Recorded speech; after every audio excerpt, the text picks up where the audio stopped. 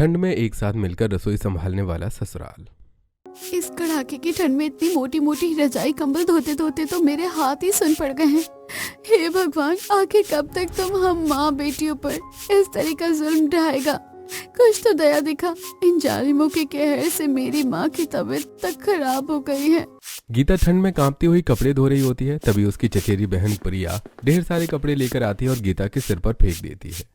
ओह, तो महारानी की अब तो जुबान घोड़े की तरह तेज चलने लगी है। यहाँ बैठे बैठे मेरे परिवार की बुराई की जा रही है। रुक, तेरी क्लास तो मैं अभी लगवाती हूँ।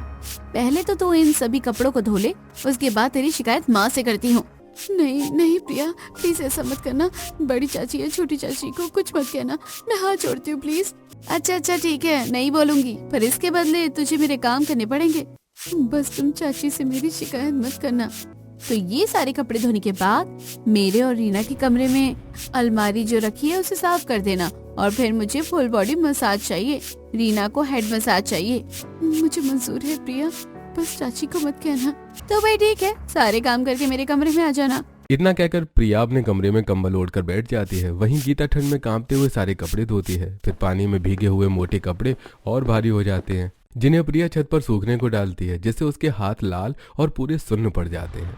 मेरा ठंड में कपड़े धोकर ये हाल है, तो मम्मी तो पूरे घर में पोछा मार रही है, उनका क्या हाल हुआ होगा? और करीना तो बड़ी चाची के कहने पर पूरी रसोई की साफ सफाई कर रही थी, उसकी हालत तो और ज्यादा खराब हो गई होगी। गीता छत पर खड़ी खुद से बातें ही कर रही होती है कि तभी गीता की छोटी चाची राधिका आती है। कल मुही, तो छत पर खड़ी क्या कर रही है? ऐसे तो मैं किसी काम से छत पर भेजूं तो तेरी माँ के कलेजे में दर्द होने लगता है। यहाँ किसके साथ मुंह काला कर रही है? चाची, मैं तो बस यहाँ धुले हुए कपड़े सुखाने के लिए आई थी। आज मैंने सबकी रजाई कंबल धो दी है। तो तू एहसान जता रही है कपड़े धोकर? तेरे बाप के मरने के बाद तुझे 18 साल से पाल रहे हैं, हमने तो कभी एहसान नहीं जता है। नहीं चाची, ऐसी बात नहीं है। वो क्या वो अब तो मुझसे जुबान लड़ाएगी। इतना कहकर राधिका गीता को एक जोरदार थप्पड़ मार देती है। और मंदबुद्धि, तू सभी को बीमार करना चाहती है। तुझे किसने कहा था घर के सारे रजाई कंबल धो देने के लिए? अब हम रात को क्या ओढ़ेंगे? चाची, आपने तो कहा था कि घर के सारे मोटे रजाई कंबल को धो देना, वरना मुझे मेरी माँ और मेरी छोटी बहन को खाना नहीं दोगी। राधिका दोबारा गीता को थप्पड़ मारते हुए कहती है, खाना तो मैं तुझे अभी भी नहीं दूंगी। रुक, बड़ी आई दीदी से बात करती हूँ। इतना कहकर राधिका सुमन के पास आती है। आओ राधिका, बोलो क्या बात है? ठंड लग रही है, आज तो ठंड कल से बहुत ज्यादा है। अरे दीदी, अभी तो ठंड और लगेगी। ऐसा क्यों कह रही हो, क्या हुआ? सुमन दीदी, देखो ना, हमारी छोटी देवरानी की बेटी ने क्या किया, घर के सारे रजाई कंबल गीले कर दिए, और अब बहाना करती है कि मैंने तो रजाई कंबल धोए हैं। भला वो कामचोर अकेले कभी रजाई कंबल धोने वाली है? मैं तो कहती हूँ उसे सबक सिखाने के लिए आज का खाना मत दीजिएगा, और उसकी माँ और छोटी बहन को भी मत दीजिएगा। वैसे तो तुम दोनों मेरी देवरानी हो, पर तू तो मेरी अपनी सखी बहन है। देवरानी तो वो कौशल्या है। अब तूने कह दिया तो उसे अन्न का एक भी दाना नहीं दूंगी। चल देख कर आते हैं दोनों बेटी और माँ क्या कर रही हैं।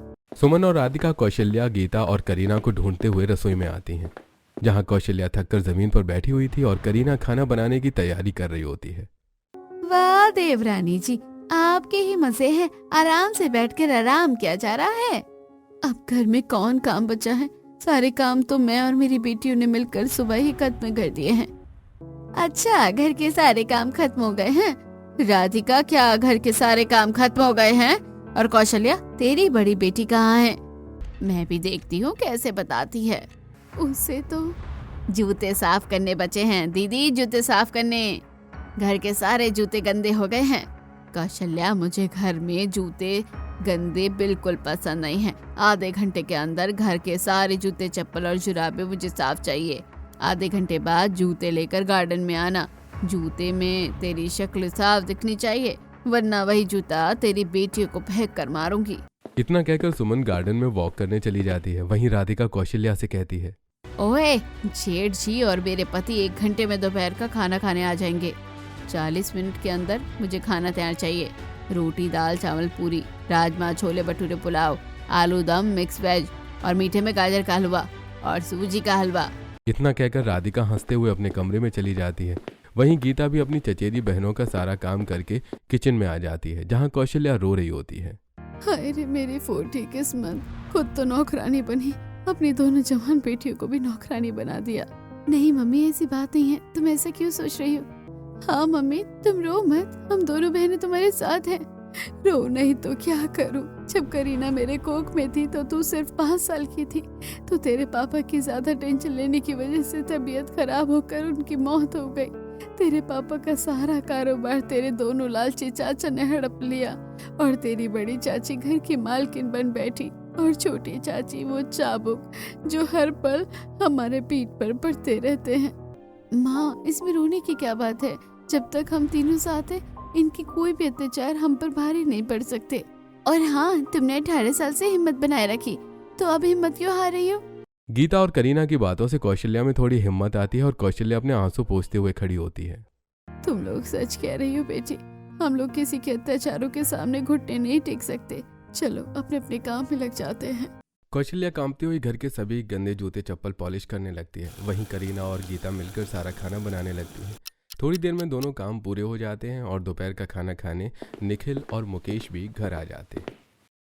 गीता बेटी जरा खाना परोसना, बहुत भूख लगी।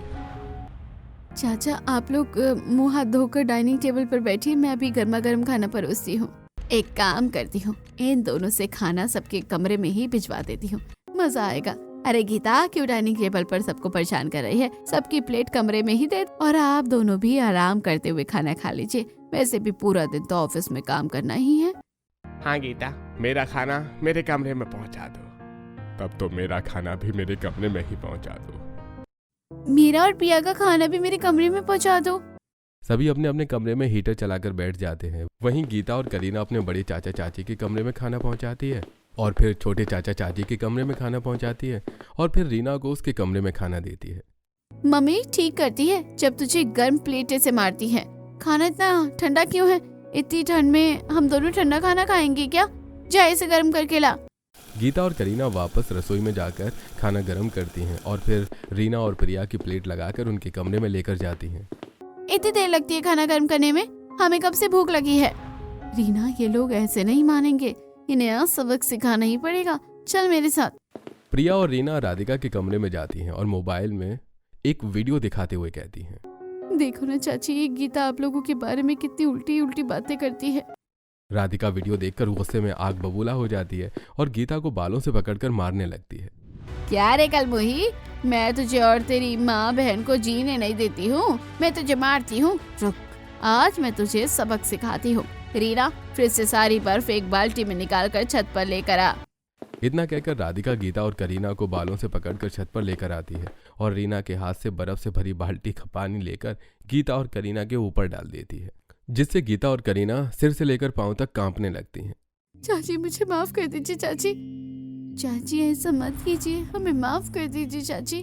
चुप, दोनों यहीं खड़ी रहोगी।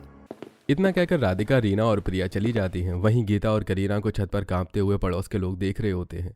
राधिका बहन, एक बाल्टी बर्फ का पानी अपनी बच्चियों पर भी तो फेंको।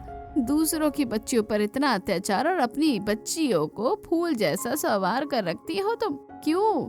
अगर इतना ही कलेजा जल रहा है तो क्यों नहीं अपने घर में रख लेती? अरे राधिका बहन, कौशल्या भी तुम्हारी देवरानी है, पर तुम दोनों बहनों ने उस बेचारी का जीना हराम कर दिया है। मैंने जीना हराम नहीं किया, जो जैसा करता है वैसा भोगता है। इतना कहकर राधिका, प्रिया और रीना के साथ छत का दरवाजा बंद करके चली। हे भगवान, कैसी कसाई चाची है, पूरा दिन बच्चियों से काम करवाती है और इस कड़कड़ाती ठंड में बर्फ के पानी से नहलाकर छत पर छोड़ गई। मैं जा रही हूँ इनके खिलाफ पुलिस कंप्लेंट करने, अब मैं नहीं सहने वाली। कोई फायदा नहीं, पहली बात, पुलिस इन बड़े लोगों की कंप्लेंट लिखेगी नहीं, और अगर लिख भी देती है तो ये दोनों बहनें गवाही नहीं देंगी। इसका मतलब हम इन बच्चियों की मदद नहीं कर सकते, तो फिर यहाँ खड़ी होकर तमाशा देखने का क्या ही मतलब। चलो हम अपने अपने घर में। इसी तरह आस पड़ोस के सभी लोग अपने अपने घरों में चले जाते हैं। वहीं गीता और करीना ठंड की वजह से बेहोश हो जाती है। धीरे धीरे शाम हो जाती है। कौशल्या गीता और करीना को घर में न पाकर बाहर ढूंढने जाती है। अरे कौशल्या बहन, बाहर कहाँ ढूंढ रही हो अपनी बेटी को? वो दोनों तो तुम्हारे घर की छत पर होंगी। इतनी शाम को छत पर कहीं उनकी चाची ने, फिर तो नहीं। कौशल्या तुरंत छत के दरवाजे के पास आती है दरवाजा खोलते ही गीता करीना को जमीन पर बेहोश पाती है। गीता, करीना, मेरी बच्चियों। कौशल्या किसी तरह गीता और करीना को हॉल में लेकर आती है और उनके तलवे में तेल लगा रही होती है। अब बस बहुत हो गया, मैं अपनी बेटी को इस नर्क से बाहर निकाल कर रहूंगी। कौशल्या गीता और करीना को कमरे में सुलाकर रसोई में खाना बनाती है और रात को डाइनिंग टेबल पर सभी को खाना खिलाते हुए कहती है, जेठ जी, आपके भाई नहीं है तो इसका मतलब उनकी बेटियां कुंवारी ही रहेंगी क्या? भाभी, आप सिर्फ कहिए, एक से एक घर के रिश्ते लगवा दूंगा। अरे इनसे बड़ा बेवकूफ नहीं देखा। बड़े से बड़े घर का रिश्ता नहीं चाहिए, बस ऐसा रिश्ता चाहिए जहाँ मेरी बेटी खुश रहे। अच्छा ठीक है, पर मेरी दोनों भतीजियां कहाँ हैं? वो लोग शर्म से बाहर नहीं आ रहे। हाँ, अच्छा ठीक है, मैं लड़के ढूंढना शुरू करता हूँ। पूरे परिवार में सिर्फ निखिल ही कौशल्या, गीता और करीना को अपनी फैमिली मानता है, इसलिए अगले दिन से निखिल गीता के लिए बड़े बड़े रिश्ते ढूंढने लगा। पर हर अच्छा रिश्ता राधिका और सुमन मना कर देती है। तभी एक दिन, ये भी बहुत अमीर परिवार है, हटाओ इसे। 1 मिनट दीदी, मुझे लगता है ये रिश्ता ठीक रहेगा। तू पागल है क्या? ये हैसियत में हमसे भी डबल है। गीता की लाइफ में ट्रबल लाना है, पर नहीं। तभी तो मजा आएगा। इतने बड़े परिवार में गीता कभी सेट नहीं हो पाएगी। और दीदी, इस घर की बड़ी बहू सबसे अमीर बिजनेसमैन की बेटी है। अगर ऐसी जेठानी गीता को मिलेगी तो उसे कभी सुकून से जीने नहीं देगी। तू सच कह रही है, गीता की शादी इसी घर में करवाते हैं। वैसे तो मैं रिश्ते के लिए पहले मना कर दिया था, पर मैं निखिल जी से बात करके लड़के वालों को बुलवाती हूँ। सुमन लड़के वालों को बुलाती है। अगले दिन लड़की का पूरा परिवार गीता को देखने आता है। सभी लोग लिविंग रूम में चाय नाश्ते के साथ बैठकर बातें कर रहे होते हैं। गीता, हमारी बेटी बहुत संस्कारी और प्यारी बच्ची है। आपकी बेटी गीता तो हमें फोटो में ही पसंद आ गई थी। वैसे आपकी बेटी है कहाँ? उसे बुलाइए तो। हाँ भाभी, गीता को तो लेकर आइए। कौशल्या गीता को लेने कमरे में जा ही रही होती है कि तभी हमेशा की तरह सुमन बात के बीच में बोलकर कौशल्या को रोक देती है। अरे वो कमरे में नहीं है, पानी पूरी खाने वाले मोड पर गई है। वैसे भी आपने तो लड़की की फोटो देखी ही है। हाँ, वैसे तो लड़की हमने देख ली है। बस गीता एक बार विजय को देख लेती तो रिश्ते की बात आगे बढ़ती। हमें रिश्ता मंजूर है, आप लोग शादी की तारीख निकलवाइए। इस तरह दोनों परिवारों की रजामंदी से विजय का रिश्ता गीता से तय कर दिया जाता है। 2 हफ्ते बाद की शादी की तारीख निकलती है। विजय के घर में खुशियों का माहौल होता है। धूम धड़ाके से शादी की तैयारी चल रही होती है। वहीं दूसरी तरफ रसोई में प्रिया और रीना गीता को डरा रही होती है।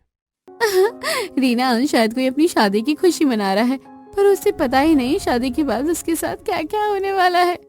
जब 2 ननद मुंह फुलाकर सास से मार खिलाएंगी ना, और देवर दिन भर घर का सारा काम करवाएगा, और पति अपनी पसंद की पत्नी ना पाकर रात में पिटेगा, सारी खुशियां धरी की धरी रह जाएंगी। इतना कहकर रीना और प्रिया चली जाती हैं, पर गीता के मन में अपने ससुराल को लेकर एक बहुत बड़ा डर पैदा हो जाता है। अगर रीना प्रिया की बात सही निकली तो मैं क्या करूंगी? और रिश्ता भी तो मेरी चाचियों ने ढूंढा है, वो मेरे लिए अच्छा रिश्ता क्यों ढूंढेंगी? इसी तरह देखते देखते 2 हफ्ते बीत जाते हैं और शादी का दिन आ जाता है और विजय धूम धड़ाके से गीता के साथ शादी करता है। शादी होते ही गीता और कौशल्या एक दूसरे से सिमट कर रोने लगती हैं। फिर गीता विजय के साथ अपने ससुराल आ जाती है, जहां शारदा आरती की थाली पकड़े गीता का गृह प्रवेश करवा रही होती है। अरे शारदा, जल्दी बहू का गृह प्रवेश करवाओ, इस ठंड में और खड़ा नहीं रहा जा रहा है। हाँ मम्मी, अब इससे ज्यादा हम खड़े नहीं रह सकते। हाँ करवाती हूँ, क्यों बड़बड़ा रहे हो? परिवार वालों की बातें सुनकर गीता मन में सोच रही होती है, रीना और प्रिया सच ही कह रही थी, ये लोग मुझे पसंद नहीं करते, किसी को भी मेरे गृह प्रवेश के लिए दिलचस्पी नहीं है। गीता बहू, दाहिने पैर से कलश गिराकर गृह प्रवेश करो। शारदा गीता की आरती उतारती है और गीता दाहिने पैर से कलश गिराकर गृह प्रवेश करती है। मम्मी, हो गई ना गृह प्रवेश, अब हम लोग जा रहे हैं अपने अपने कमरे में सोने। हाँ जल्दी चलो, सब अपने अपने कमरे में सो जाओ। कनक, भूमि, तुम दोनों में से कोई गीता को उसके कमरे तक पहुंचा दो। इतना कहकर अशोक, शारदा और राहुल अपने अपने कमरे में चले जाते हैं। वहीं नंदे गीता से कहती है, भाभी आप भैया के साथ उनके कमरे में चली जाइए, आप लोगों का कमरा तो एक ही है। इतना कहकर भूमि और कनक भी अपने अपने कमरे में चली जाती हैं और विजय भी अपने कमरे की तरफ बढ़ता है। गीता भी पीछे पीछे कमरे में आ जाती है। देखो ठंड बहुत है और मैं बहुत थक गया हूँ, मैं सोने जा रहा हूँ, वहाँ बाथरूम है, तुम्हें चेंज करना हो तो वहाँ कर लो। थोड़ी देर में गीता अपने कपड़े बदल कर बेड पर आती है। विजय की नजर गीता के मुरझाए चेहरे पर जाती है। तुम्हें क्या हुआ? चेहरा क्यों उतरा हुआ है? नहीं नहीं, कुछ भी नहीं। ये मुझे पसंद करते हैं नहीं, ये बात तो मैं इनसे पूछूं कि नहीं? नहीं नहीं, कहीं नाराज हो गई तो? गीता अपने नए परिवार के बारे में सोचते हुए सो जाती है और अगली सुबह शादी की थकान की वजह से गीता की आंखें दोपहर के 11 बजे खुलती हैं। हे भगवान, दोपहर के 11 बज गए हैं। अपने ससुराल के पहले दिन में ही मैं इतना लेट सोकर उठी हूँ। सभी मुझसे नाराज होंगे। इसी तरह गीता बड़बड़ाती हुए जल्दबाजी में तैयार होती है और अपने सास के पास आती है। नमस्ते माँ जी, आज तो मेरी पहली रसोई है ना, नाश्ते में क्या बनाऊं? बहू, दोपहर के वक्त का नाश्ता कौन करता है? तेरे देवर नंद कॉलेज चले गए और विजय ऑफिस चला गया। हमारे परिवार में कोई इतनी देर तक नहीं सोता है।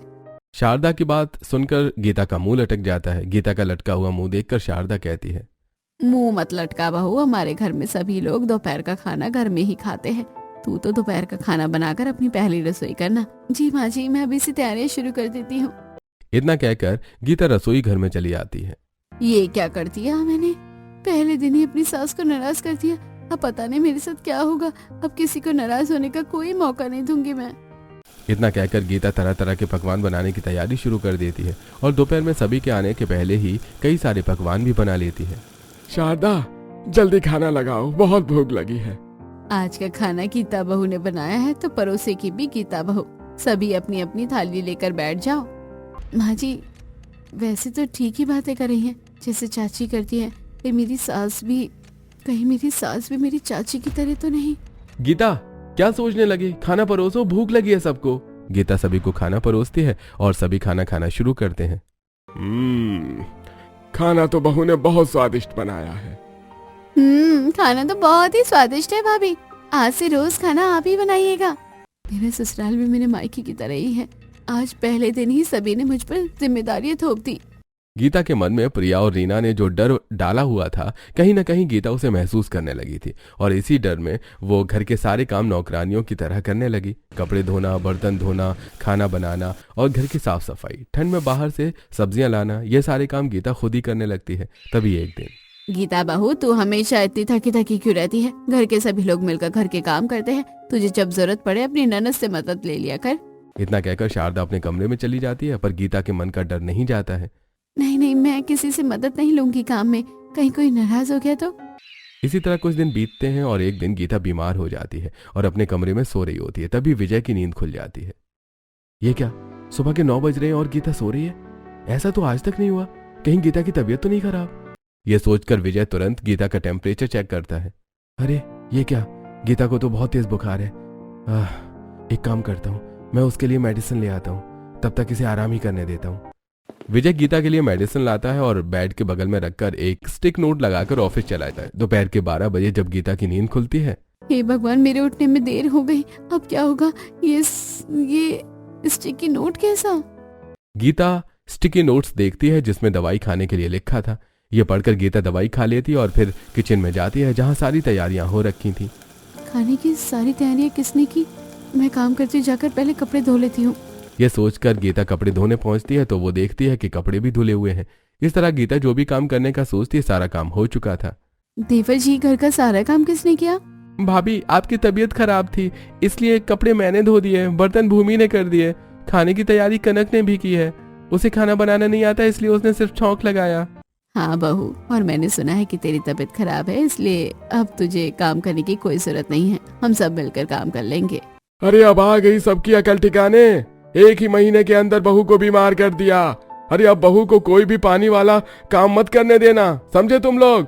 इसके बाद सभी गीता को एक भी काम को हाथ नहीं लगाने देते और उसकी देखरेख करते हैं, जिससे गीता कुछ दिनों में पहले की तरह ठीक हो जाती है। उसके ठीक होने के बाद भी सभी साथ मिलकर उसका हाथ बटाते हैं और काम करते हैं। माँ जी, मैं बाहर सब्जी लेने जा रही हूँ।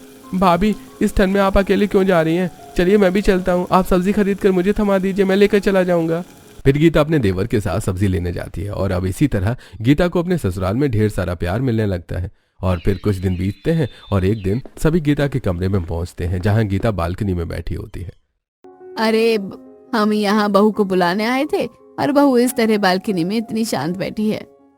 अरे हाँ, भाभी तो कभी भी इतनी शांत नहीं बैठती। कहीं भाभी किसी सपने में तो नहीं खो गई?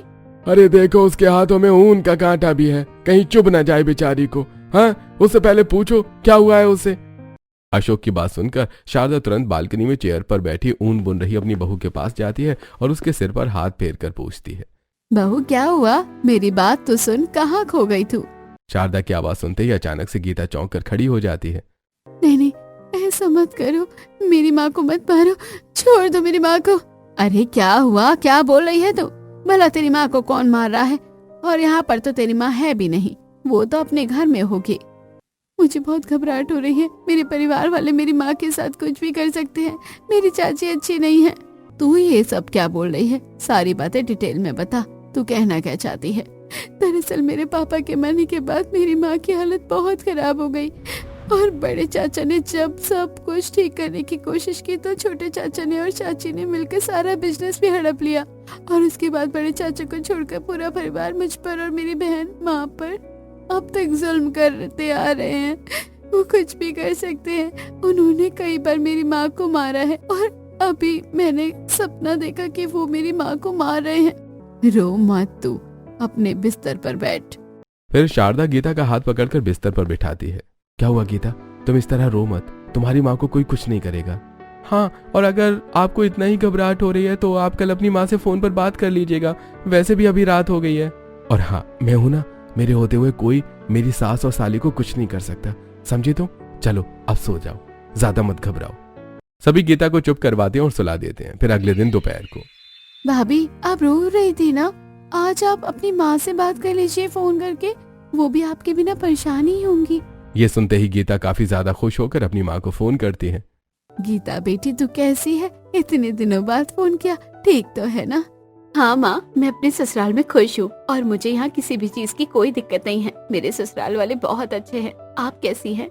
तभी कौशल्या की फोन पर की गई बात छुपकर प्रिया और रानी सुन लेती हैं। अच्छा तो ऐसी बात है, रुको अभी चलकर माँ को बताते हैं। हाँ हाँ चल, आखिरकार ये गंवार अपने ससुराल में इतनी खुश कैसे रह सकती है? माँ को तो बुलाना पड़ेगा। ये सोचकर रानी और प्रिया तुरंत अपनी माँ के पास जाती हैं और सारी बातें बता देती हैं। ऐसा कैसे हो सकता है? वो अपने ससुराल में इतनी खुश कैसे रह सकती है? अब देखो मैं कैसे उसकी खुशियाँ बर्बाद करती हूँ। हाँ, कल ही हम उसके ससुराल जाएंगे और उसकी सास ससुर के कान भर कर आएंगे उसके खिलाफ। ये सोचने के बाद अगले ही दिन सभी लोग गीता के ससुराल जाने के लिए निकलते हैं। वहीं दूसरी तरफ, माँ जी तेज पत्ता खत्म हो गया है, मैं बाहर दुकान से लेकर आती हूँ। हाँ बहू ध्यान से जाना, बाहर बहुत ठंड है। फिर गीता घर के पास वाली दुकान पर तेज पत्ता लेने जाती है कि तभी उसे उसके चाचा और घर के बाकी लोग दिखाई देते हैं। अरे यहाँ मेरी चाची, छोटे चाचा और बाकी सब लोग आए हैं। जो भी हो, इन्हें मैं अपने ससुराल लेकर चलती हूँ। ये सोचकर गीता तुरंत अपने परिवार वालों के पास जाती है। अरे मैंने सुना था तेरे ससुराल वाले तुझे बहुत प्यार करते हैं। अगर इतना ही प्यार करते हैं तो इस तरह ठंड में सड़क पर भटकने के लिए क्यों छोड़ दिया? गीता सभी की बातों को अनदेखा करती है और अपनी माँ को ढूंढने लगती है। क्या हुआ, आप लोगों के साथ मेरी माँ नहीं आई क्या? हाँ नहीं आई तो क्या, तू अपने ससुराल में नहीं लेकर जाएगी? नहीं नहीं ऐसी बात नहीं है, चलिए मैं लेकर चलती हूँ। फिर गीता तुरंत अपने मायके वालों को ससुराल के दरवाजे पर लेकर पहुंचती है कि तभी उसका पति वहां आ जाता है। बस एक कदम और, आप लोग आगे मत बढ़ाइएगा। इस घर की चौखट पर कदम रखने का आप लोगों को जरूरत नहीं है। हाँ, हमें गीता ने सारी बात बता दी है और हमें पता है आप लोग यहाँ किस लिए आए होंगे, तो बेहतर यही होगा कि उल्टे पांव यहाँ से लौट जाइए। हाँ, आप लोगों ने मेरी बहू को उसके मायके में तो खुश नहीं रहने दिया, कम से कम उसकी ससुराल की खुशियों पर नजर मत लगाइए, चुपचाप यहाँ से चले जाइए। इस तरह ससुराल के लोग गीता के मायके वालों को घर की चौखट से ही उल्टे पांव भगा देते हैं। अरे आप लोगों ने ये क्या किया? दोनों चाची को अंदर नहीं आने दिया? हमने जो किया बिल्कुल सही किया, आखिरकार वो तेरी खुशियों पर नजर लगाने ही तो आए थे बहू। लेकिन अगर उन्होंने घर जाकर मेरी बहन और मेरी माँ पर अत्याचार करना शुरू कर दिया तो? अगर उनकी मन की नहीं होती तो वो किसी को भी नहीं छोड़ती है। इतना घबराती क्यों हो? मेरे होते हुए कोई मेरी सास और साली को हाथ भी नहीं लगा सकता। आज से तुम्हारा डरना बंद। हाँ, मैं करीना से मिला हूँ, वो बहुत ज्यादा स्मार्ट है, तुम उसे यहाँ बुला लो, हम उसके बारे में कुछ सोचेंगे।